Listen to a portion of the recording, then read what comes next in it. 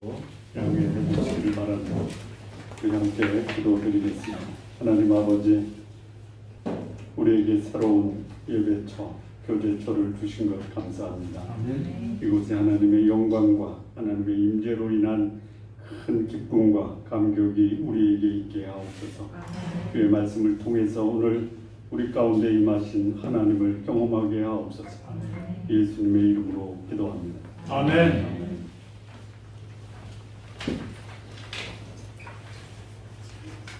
오늘은 예수님의 그 예루살렘의 마지막 종료 주일을 보내시기 위해서 예루살렘에 들어오신 그 날입니다.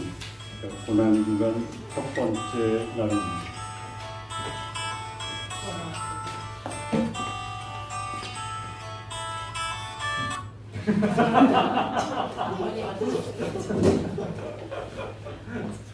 예배 시간에 웃음소리는 은혜스럽습니다. 이제 닷새 후에는 예수님이 십자가에 못 박히시는 날입니다. 여러분의 삶이 닷새 후에는 이 세상을 떠난다라고 하면 닷새 전의 심정이 어떻겠습니까?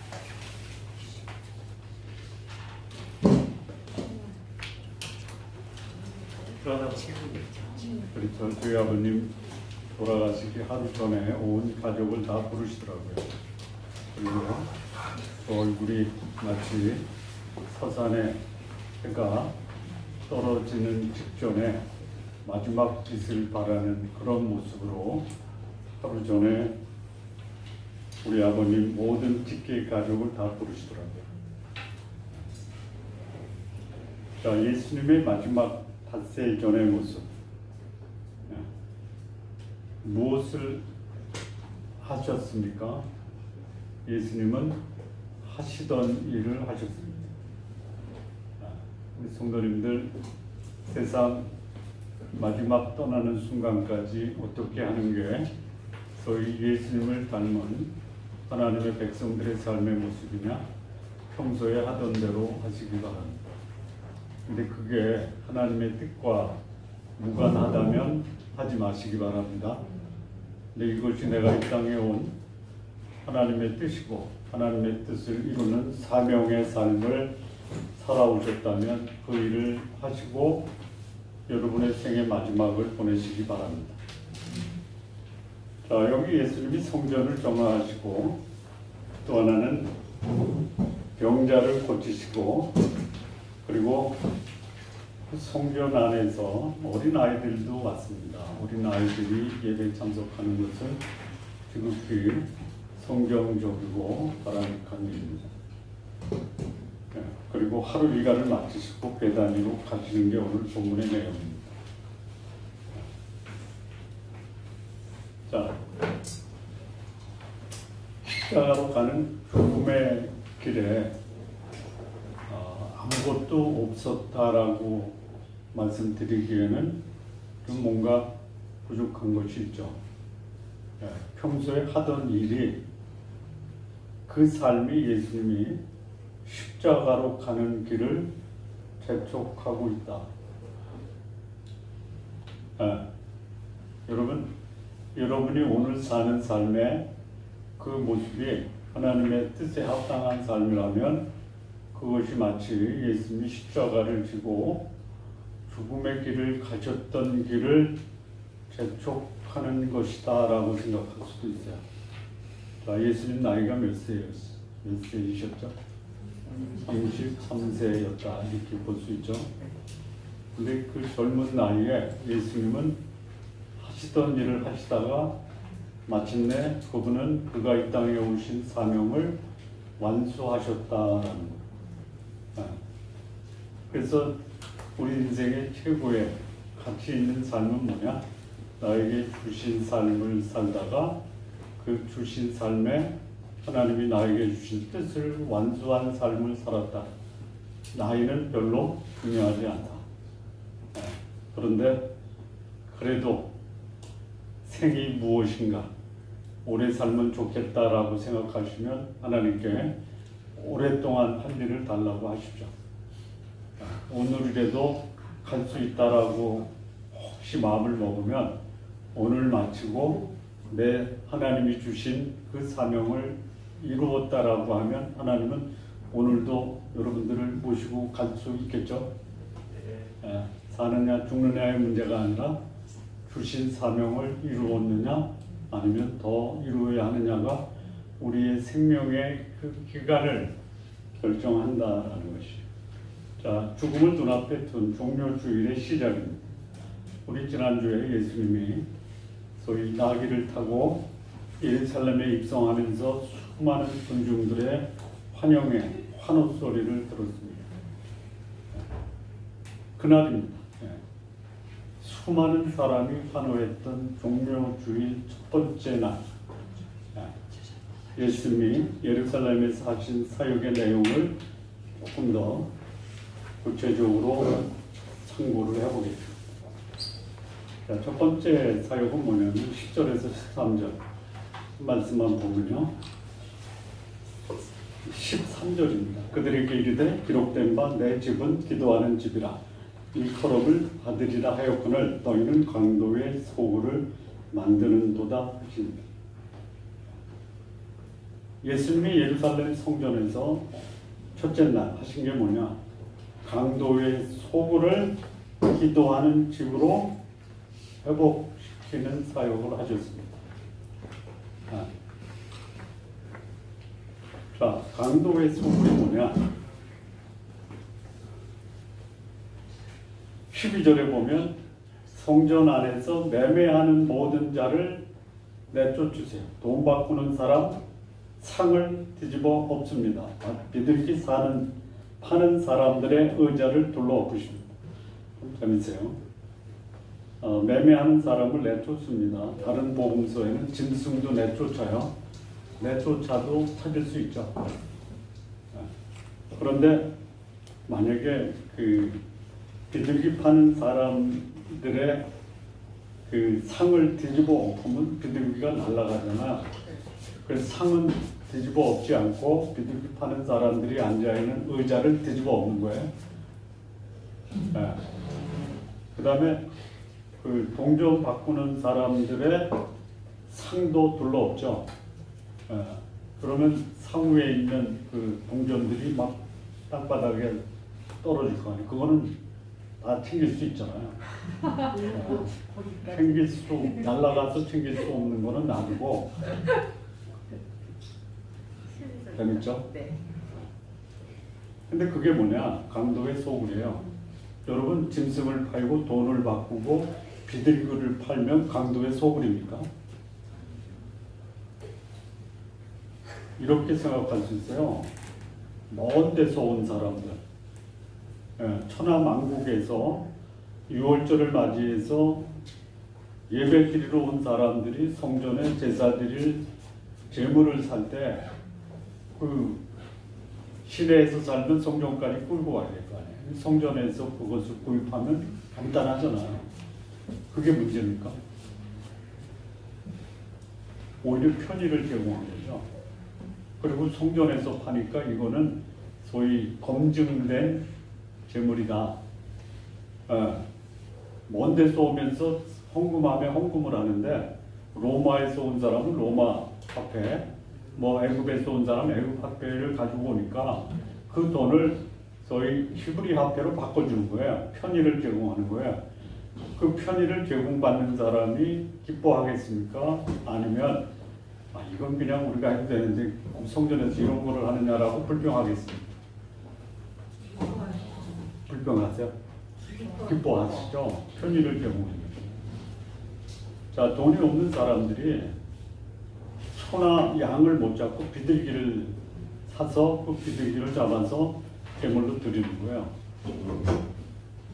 그 비둘기를 성전에서 판단 말이에요. 편의를 제공하는 거죠. 성전에서 봉사하는 성전 봉사자들이 그야말로 예배 드리러 온 사람들을 기쁘게 하는 겁니까? 불편하게 하는 겁니까? 기쁘게 하는 거죠. 그런데 예수님은 뭐라고 그래요? 쉽게 얘기하면요, 예수님 표현으로 하면요, 강도 새끼들아 이거예요. 그 말을 들은 소위 성전의 종교 지도자는 둘이에요. 제사장과 서기관이에요.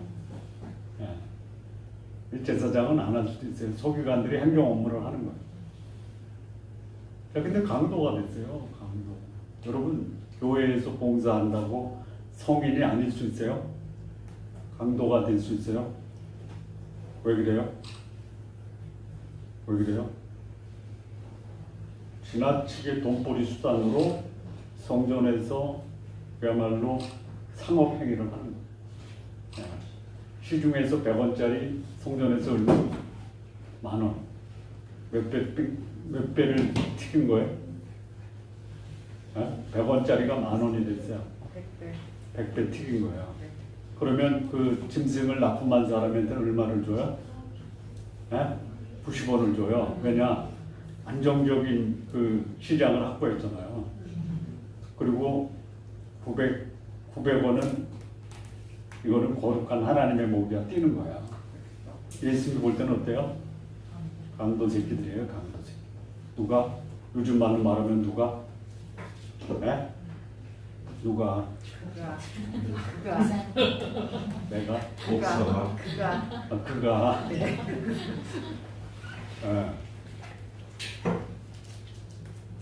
그때만 있었나요? 지금도 이런 일이 벌어지나요? 지금은 어떤 일이 벌어지나요? 장로님, 지금은 교회 목사들이 강도 새끼로 돌변하는 행위가 뭐예요? 지금 이 말씀을 가지고 오늘 적용해 보는 거예요. 뭐예요? 자기 돈 안 들이고 성도들 돈 가지고 자기 건물 짓는 것도 강도 새끼죠. 장로님. 다른 분 마세요. 왜 나만 자꾸 그래요?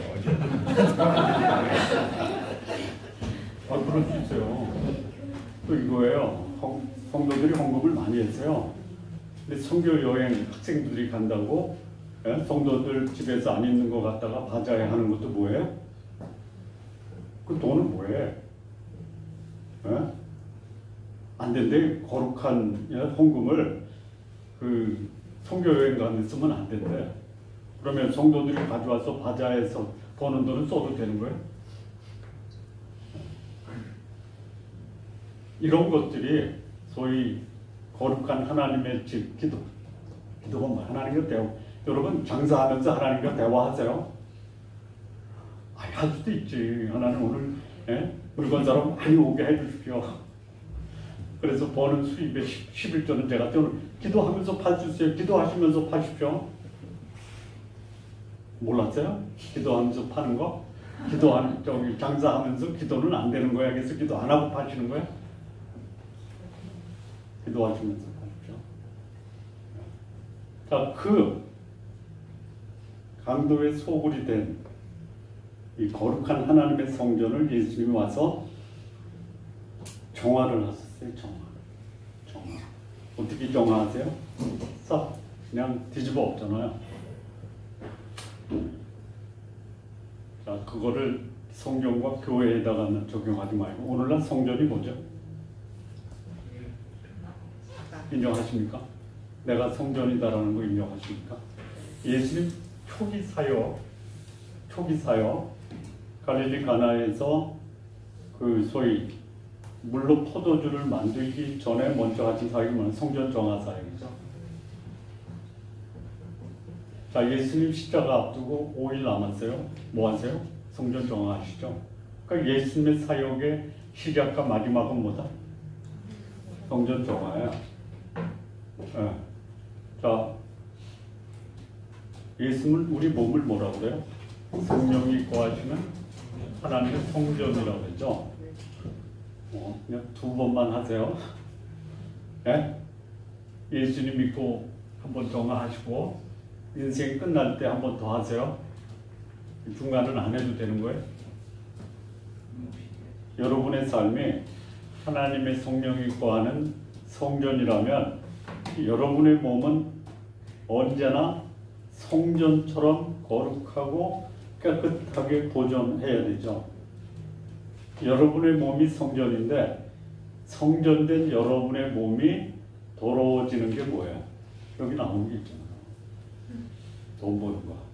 돈을 버는 것이 더럽히는 게 아니에요. 에? 돈에 대한 지나친 탐욕이 우리의 몸을 더럽힐 수 있다.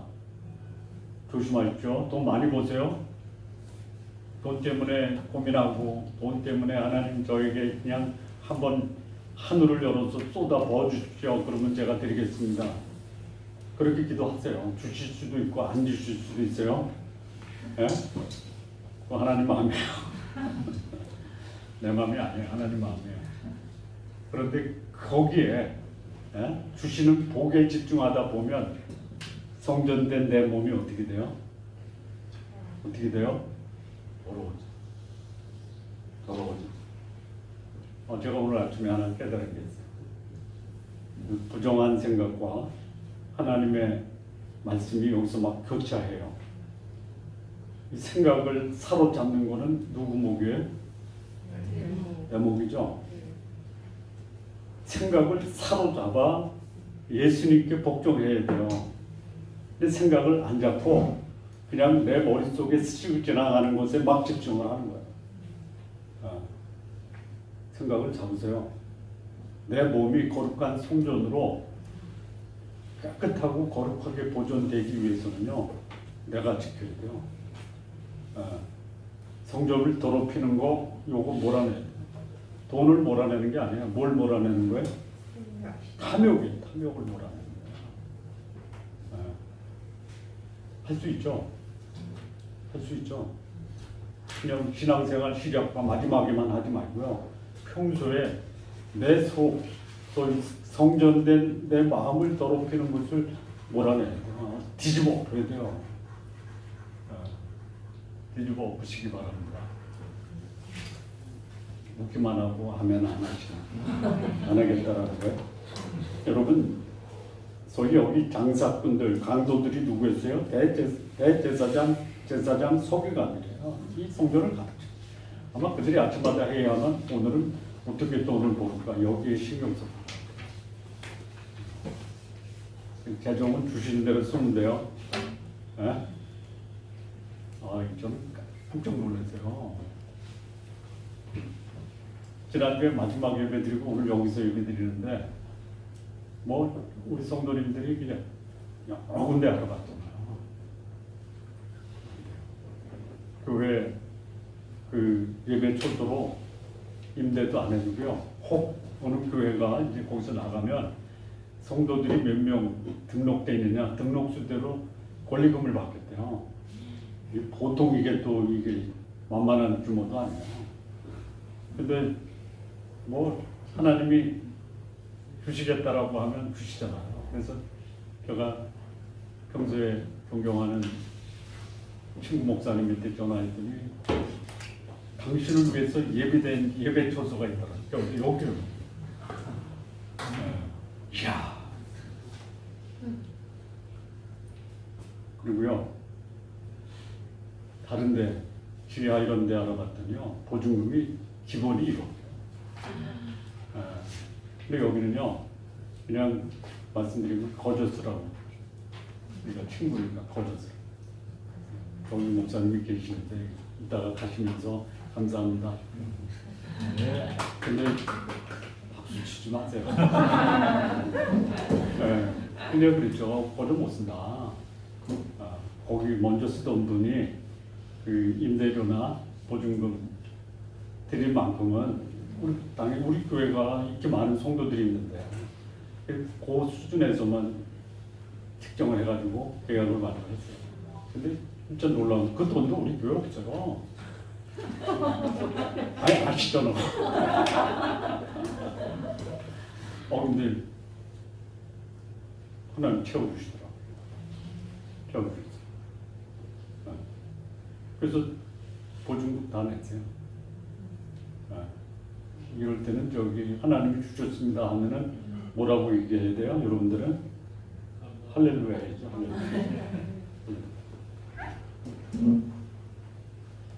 예수님은 탐욕으로 가득 찬 성전을 그야말로 노끈 요한복음에는요, 노끈으로 채찍을 맞는 자, 양이나 소를 다 성전에서 쫓아내시고 돈 바꾸는 사람의 돈을 쏟으시고 상을 엎으셨어요. 하나님 우리 교회를 긍휼히 여기셔서 필요한 만큼 다 채우시더라고요. 오늘 장로님이 그래요. 목사님 그것도 벗어났어요. 그래서 그랬어요. 하나님이 주셨어요. 하나님이 주신 겁니다. 앞으로도 그러실 것 같아요.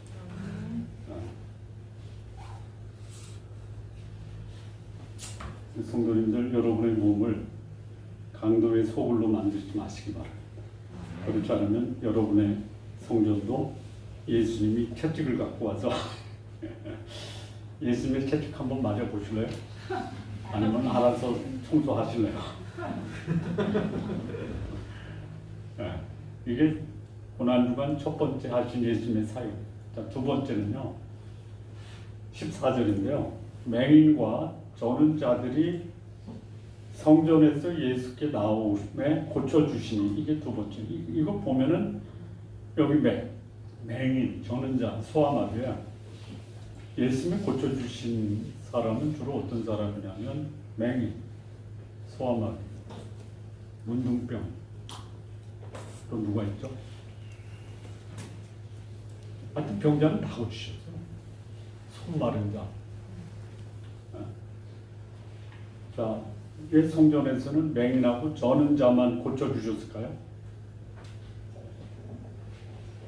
이게 기본이에요. 거기에 맹인과 저는 자만 있었어요. 자, 이 모습이 예수님이 소위 뭐냐면 평상시에 하시던 일이죠. 예수님이 3년 공생애 동안 하신 일이 뭐냐면 가르치시는 일과 고치시는 일과 전파하시는 일 세 개예요. 소위 말하는 교육과 치유와 증거의 사역을 하셨어요. 그러니까 그게 예수님의 일상이에요. 우리 성도님들, 여러분의 일상이 있잖아요. 대체로 일상은 하루에 일과 중에 직장 나가서 근무하는 게 주로 일상이죠. 일상을 하죠. 그래서 누군가가 지금 우리 집사님은 뭐 하고 계실까? 그러면 그 집사님의 근황을 궁금한 사람들이 그분은 평소에 하셨던 일을 하실 거야, 이렇게 얘기하게 돼요. 글쎄 오늘은 어디로 빠졌나? 이렇게 궁금해하면 안 되는 거예요. 네. 그러니까 예수님의 일상이 가르치고 치유하시고 전파하는 거라면 우리 성도님이 예수님 믿고 따른다면요, 손에 잡혀야 돼요. 저분은 지금 뭐 하실 거야? 예수님 고치셨어요. 이게 일상이에요. 자, 여러분의 일상 중에 가장 바람직한 일상이 뭐냐면 다른 사람에게 소위 치유해주는 삶이에요. 돈 주는 삶이 아니에요. 마음에 슬픔이 있는 사람을 위로해주는 게 치유하는 거죠. 치유해주세요. 돈 안 드리고 하는 거예요. 기도해주세요. 이게 치유하는 거예요. 오늘 아침에 제 친구 장로님이 여기 잠깐 들려왔어요. 그러면서 앞으로는 그거 하겠대요. 중고등학교 동기들이 한 그룹으로 만들어서 그 기도하는 그 그룹을 만들겠다. 물론 그 친구들은 다 예수 안 믿는 사람들이에요. 그 얘기를 했대요. 우리가 이런 그룹을 만들어서 아픈 친구도 있으면 기도하자. 반대하는 사람이 없대요. 근데 자기 친구 하나가 암이 걸렸대요. 그래서 그 모임에서 기도를 했는데 일주일에 만났더니 병원에서 의사가 없어졌네요. 그랬대요. 기도예요, 기도. 우리의 치유책, 내가 의사도 아닌데 의사가 아니기 때문에 손으로 치료하지 마세요. 그거 돌팔이에요. 기도는 할 수 있잖아요. 위로할 수 있잖아요. 이게 예수님의 일상이에요. 우리 성도님 중에 좀 삶이 곤고하고 어려우면요, 기도해 주시고 위로해 주세요. 이게 우리가 할 수 있는 치유예요. 일상적인 삶에서 할 수 있잖아요. 그 예수님 마지막 고난주간 첫째 날 하신 게 뭐냐 하시던 일이 그게 뭐예요? 치유하는 거예요. 치유. 네. 여기 맹인이 있지만 이 뭐예요? 못 보잖아요. 못 보는 게 맹이지만요. 우리 헬렌 켈러가 그랬잖아요. 그분 못 보잖아요. 근데 그분이 뭐라고 그랬냐면 그 앞을 못 보는 게 맹인이 아니라 미래를 못 보는 게 맹인이다. 그랬어요. 현실에 갇혀 있으면 맹인이에요.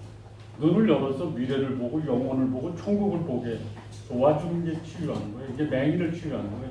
전은자 있죠? 전은자가 뭐예요? 낙심해서 제대로 걷지도 못해요. 용기를 주는 거예요. 이 사역을 예수님이 마지막 십자가를 앞둔 닷새 전에 하시잖아요. 성도님들 그런 삶 사시기 바랍니다. 나 예수 믿는 사람이야. 그러면 뭐 해야 돼요? 그 일 하는 거.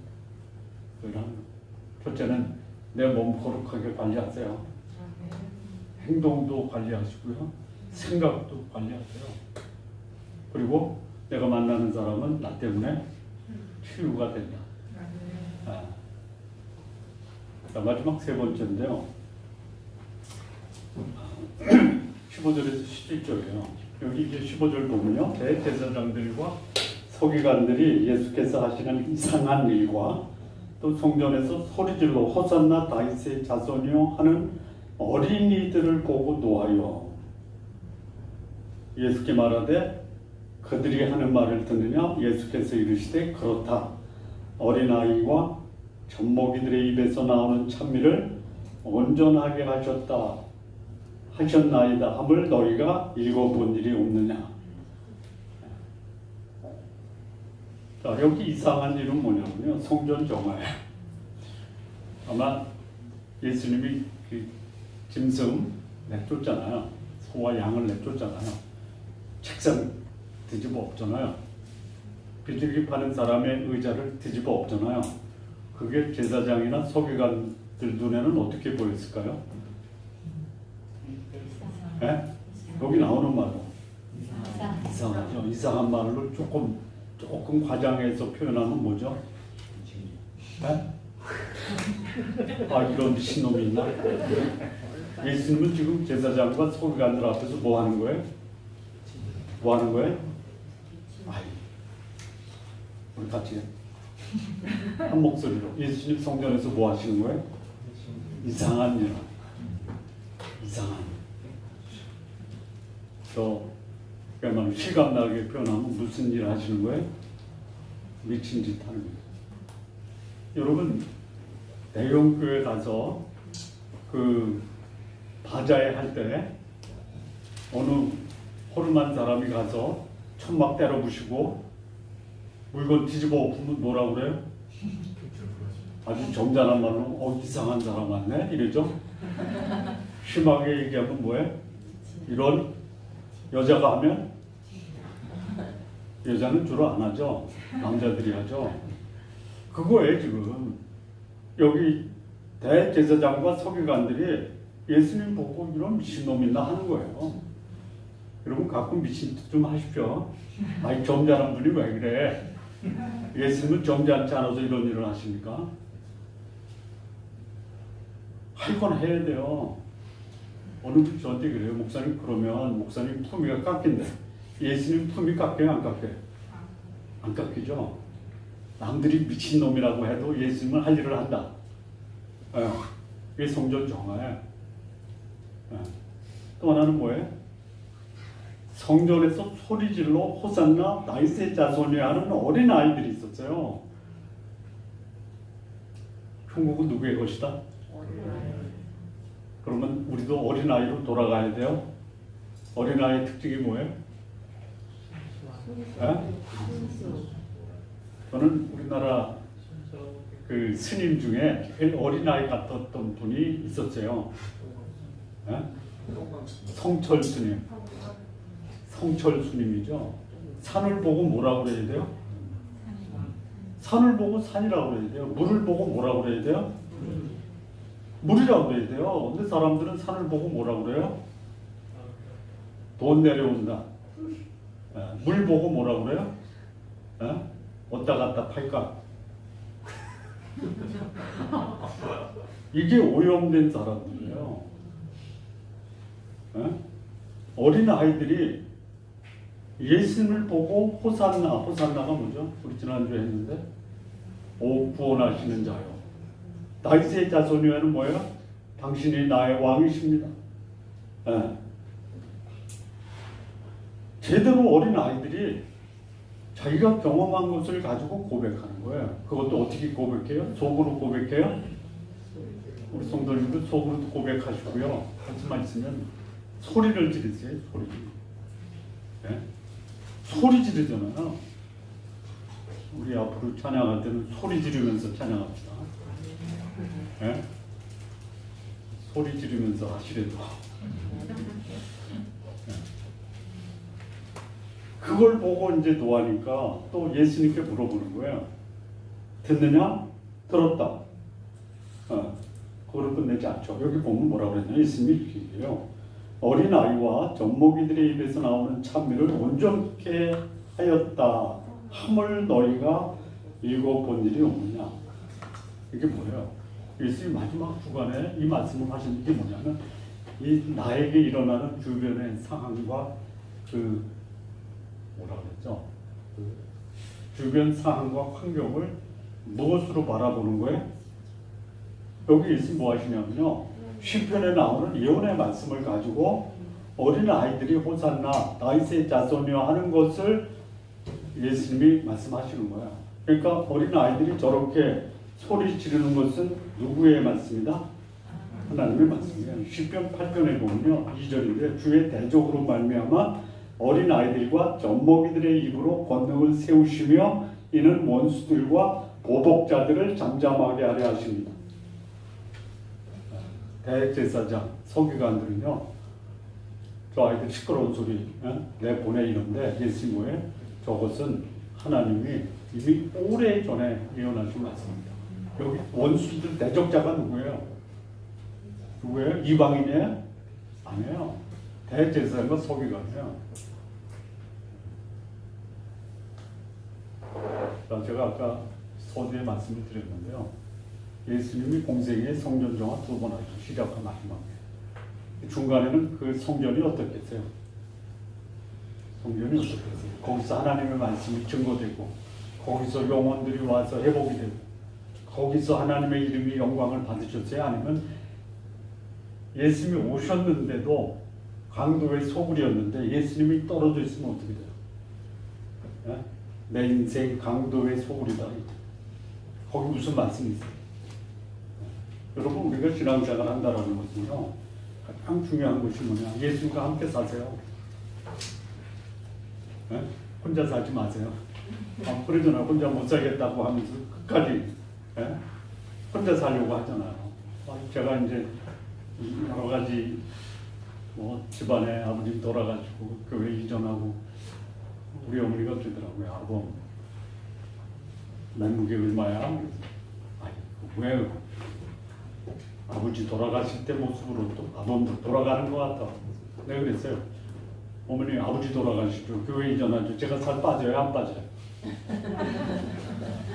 그래서 그랬어요. 제 스스로 이거 내 환경에 집중하면 살 빠지는구나. 오늘 제 얼굴에 빛이 나죠?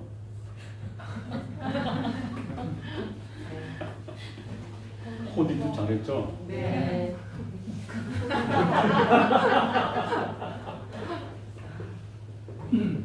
이 말씀을 보면서 생각은 내가 잡아야 되는구나. 환경이 변하기 때문에 내 마음이 바뀌는 게 아니라 변하지 않는 환경을 하나님의 말씀으로 바라봐야 되구나. 제사장과 서기관들은요, 아이들이 호산나 다윗의 자손이여 하는 것을 소음으로 들었어요. 예수님은 그 아이들의 소리 지르는 그 속에서 나오는 호산나 다윗의 자손을 하나님이 오래전에 이 사건을 보고 제사장과 서기관들은 원수 보복자예요. 하나님을 대적하는 자예요. 근데 하나님은 그런 자들의 입을 막은 게 누구예요? 어린아이. 성도님들 어린아이처럼 사시기 바랍니다. 오염된 그런 세상에서 여전히 하나님 앞에 순결하고 거룩한 어린아이와 같은 그런 삶이 성도님들의 삶이 되시기를 진심으로 바랍니다. 여러분 종교인과 신앙인이 있죠. 여러분 종교인이 되고 싶으세요? 신앙인이 되고 싶으세요? 신앙인이 되십시오. 차이가 뭐예요? 차이가 뭐예요? 차이가 있습니까? 없습니까? 글쎄요. 종교인은요 하나님을 이용해서 자기 탐욕을 챙기는 사람이고요. 신앙인은요 자기 탐욕 내려놓고 하나님의 뜻에 순종하는 사람이에요. 보면 알아요. 여러분 종교인 되지 마시고요. 신앙인 되시기 바랍니다. 예수님은 제사장을 가리켜 하나님이 예언하신 원수들과 대적자로 보셨지만 이 아이들을 향해서는 하나님이 이 아이들의 그 소리 지르는 것을 받으셨더라. 종교인들의 대제사장과 서기관. 이 아이들이 뭐예요? 신앙이에요. 종교적 파이트를 갖고 지위를 가지고 하나님을 이용하는 사람들이 아니라 순수하고 거룩한 마음으로 하나님을 예배하는 참된 신앙인들이 우리 성도님들 되시기를 진심으로 바랍니다. 마무리 짓겠습니다. 예수님이 종료주일 성전에서 행하신 이 모습은요, 그야말로 하나님의 아주 본질적인 속성을 보여줍니다. 그게 뭐냐? 소위 단호한 거룩함에 이걸 뭐라고 하는 공이라고 해요. 이거 보여주신 거예요. 하나님은 처음부터 마지막까지 하나님. 그분에게서 나타난 하나님의 모습이 뭐냐? 거룩함을 지키려고 하는 이 단호한 결단을 보여주죠. 여러분 거룩함을 지키는 것은요 그냥 되는 게 아니에요. 두 번째는 뭐냐? 그야말로 정자, 맹인, 전자를 향한 그 자상한 사랑을 보여주죠. 이게 예수님의 모습이에요. 우리 성도님들을 보면 두 가지를 꼭 보여주세요. 첫째는 뭐다? 거룩함 앞에서는 단호하다. 사랑을 베푸는 데 있어서는 그 누구보다도 자상하다. 이게 종료주일 첫날, 고난주간 첫날 예수님이 그분이 하나님이다라는 것을 보여주시고 거룩함에 대한 단호함과 사랑에 대한 자상함이 예수님의 일관적인 모습이에요. 하나님의 성전이 결코 강도의 소굴로 더러워질 수 없다라는 걸 강조하시고 그리고 예수님은 죽음에 이르기까지 그분을 향해서 말씀하셨던 구약의 모든 예언의 말씀을 성취하십니다. 여러분의 삶이 얼마나 오래 사느냐? 그거보다 내가 살아있는 동안 나에게 허락하신 하나님의 뜻과 그 사명 앞에 얼마나 충성스럽게 살았느냐. 이게 예수님의 삶의 모습이 우리에게 주는 교훈입니다. 성도님들, 사명과 목적을 분명하게 정립을 합니다. 그리고 그 사명과 목적에 합당한 삶을 사셨던 예수님이 오늘 우리의 삶의 모범이 되시기를 바랍니다. 내 말과 행동, 그 행동이 하나님의 말씀으로 오신 예수님의 모습을 드러내시기를 바랍니다. 그리고 우리의 모습을 보고 저가 참으로 하나님의 사람이었구나 하는 그런 평을 외부 사람으로부터 받아내시기를 진심으로 바랍니다. 기도하시겠습니다. 하나님 아버지 감사합니다. 우리 주님의 마지막 고난주간 첫 번째 날 성전을 정화하시고 병자를 고치시고 어린아이 입으로부터 하나님이다라는 고백을 들으셨던 예수님의 모습, 오늘 이 시대를 살아가는 우리들의 삶에서도 동일하게 평가받을 수 있도록 인도하여 주옵소서. 예수님의 이름으로 기도합니다. 아멘.